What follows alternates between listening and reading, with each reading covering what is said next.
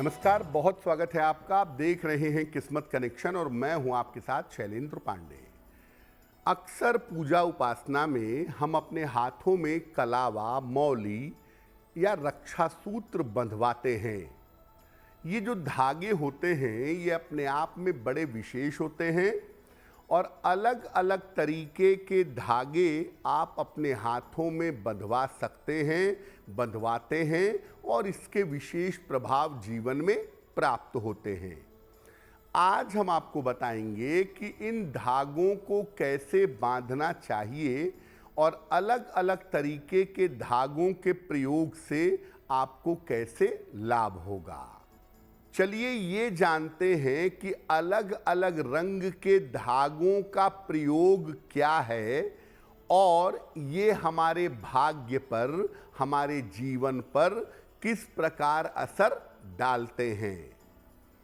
देखिए, अलग अलग तरह के रंग हमारी सोच को और हमारे ग्रहों को प्रभावित करते हैं और शरीर के अलग अलग बिंदु होते हैं जो स्वास्थ्य पर सीधा असर डालते हैं। शरीर के अलग अलग हिस्सों में जब ये रंगीन धागे बांधे जाते हैं तो ये स्वास्थ्य को प्रभावित करते हैं। इसके अलावा ये रंगीन धागे आपके भाग्य और आपकी सोच को बदलने की ताकत रखते हैं। आपको ये जानना है कि इन रंगीन धागों को सही तरीके से, सही समय पर शरीर में कहाँ बांधा जाए। अगर आप ये जान लें तो अलग अलग रंग के धागों का पूरा फायदा, पूरा लाभ आप निश्चित रूप से उठा पाएंगे।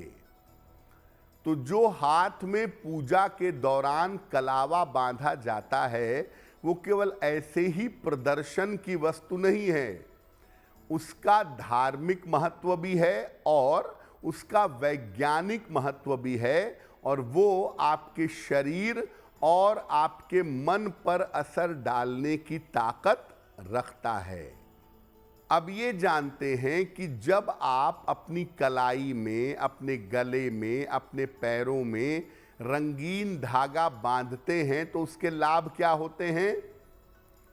देखिए, रंगीन धागे जब मंत्र के साथ बांधे जाते हैं तो ये रक्षा सूत्र हो जाते हैं, ये सामान्य धागे नहीं रहते। और आम तौर पर रक्षा सूत्र या रंगीन धागे कलाई में धारण किए जाते हैं। इसीलिए कलाई में बांधने की वजह से 3 धातुओं को, कफ, वात और पित्त को संतुलित करते हैं और इन धागों को कुछ विशेष मंत्रों के साथ बांधा जाता है। इसीलिए ये धारण करने वाले की रक्षा करते हैं और चूंकि उसके साथ भावनाएं हैं, उसके साथ मन है, इसीलिए ये मनोकामनाओं को पूर्ण करते हैं। अलग अलग तरह की समस्याओं के निवारण के लिए अलग अलग तरीके के धागे बांधे जाते हैं और हर धागे के लिए अलग तरह का मंत्र होता है।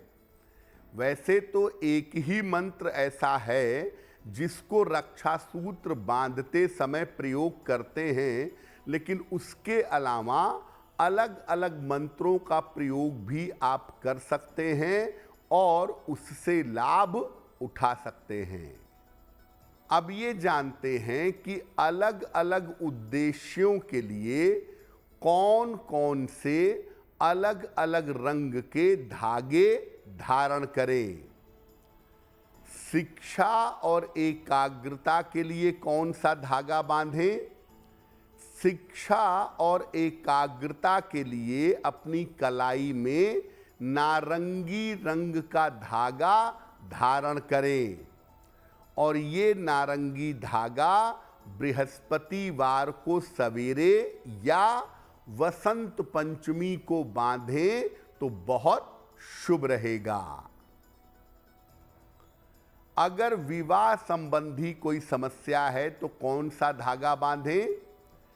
पीले और सफेद रंग का मिश्रित धागा अपनी कलाई में बांधें या बंधवाएं। इसको शुक्रवार को सवेरे धारण करें, अच्छा रहेगा। आप चाहें तो विवाह के उद्देश्य के लिए दीपावली पर भी धागा पहन सकते हैं। ऐसा धागा धारण करना शुभ होगा। रोजगार और आर्थिक लाभ चाहते हैं कि आपका करियर उत्तम रहे, आपकी आर्थिक स्थिति बेहतर रहे, तो कौन सा धागा बांधेंगे?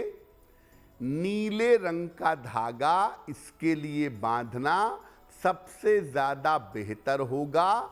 नीले रंग का धागा अपनी कलाई में बंधवाइए। इसको शनिवार की शाम को बांधिएगा। अगर किसी बुजुर्ग व्यक्ति से इसको बंधवाएं तो आपको लाभ होने की संभावना ज्यादा होगी। अगर आप निगेटिव एनर्जी से परेशान हैं, बार बार आपको नजर लग जाती है, बेवजह बार बार बीमार हो जाते हैं, तो क्या करें? काले रंग के सूती धागे आपको कलाई में बांधने चाहिए और बांधने के पहले इसको माता काली को समर्पित करिएगा। लेकिन याद रखिए, जब आप काले रंग के धागे बांधेंगे अपनी कलाई में, तो काले रंग के धागे के साथ अन्य किसी रंग का धागा नहीं बांधेंगे। हर प्रकार से अगर आप रक्षा चाहते हैं, हर प्रकार से कल्याण चाहते हैं, उन्नति चाहते हैं, तो लाल, पीले और सफेद रंग का मिश्रित धागा बांधना चाहिए। दरअसल यही वास्तविक रक्षा सूत्र होता है। लाल रंग ब्रह्मा का, पीला नारायण का और सफेद भगवान शिव का प्रतीक है। तो लाल, पीले और सफेद रंग के मिश्रित धागे अपनी कलाई में बांधिए और इसको बांधने के पहले जिस भी देवी या देवता को आप मानते हो उनको समर्पित कर देना चाहिए। अगर किसी सात्विक व्यक्ति से या किसी पवित्र व्यक्ति से ये धागा बंधवाएं तो आपके लिए बहुत उत्तम होगा। तो आपने देखा कि अलग अलग रंग के जो धागे होते हैं उनको सही तरीके से अगर बांधा जाए या बंधवाया जाए तो उससे लाभ जरूर प्राप्त होता है। और जब आप रक्षा सूत्र बंधवा लेते हैं तो 6-6 महीने के बाद इस रक्षा सूत्र को बदलते रहिए और पुराने रक्षा सूत्र को इधर उधर मत फेंकिए, जमीन में दबा दें या जल में प्रवाहित कर दें। इधर उधर उसको फेंकना उचित नहीं होगा। अगर आप मुझसे जुड़ करके अपनी समस्याओं का समाधान चाहते हैं और चाहते हैं कि आपकी समस्याओं को ज्योतिष के माध्यम से सुलझाया जाए तो आप हमसे संपर्क कर सकते हैं, जुड़ सकते हैं एस्ट्रो तक पर।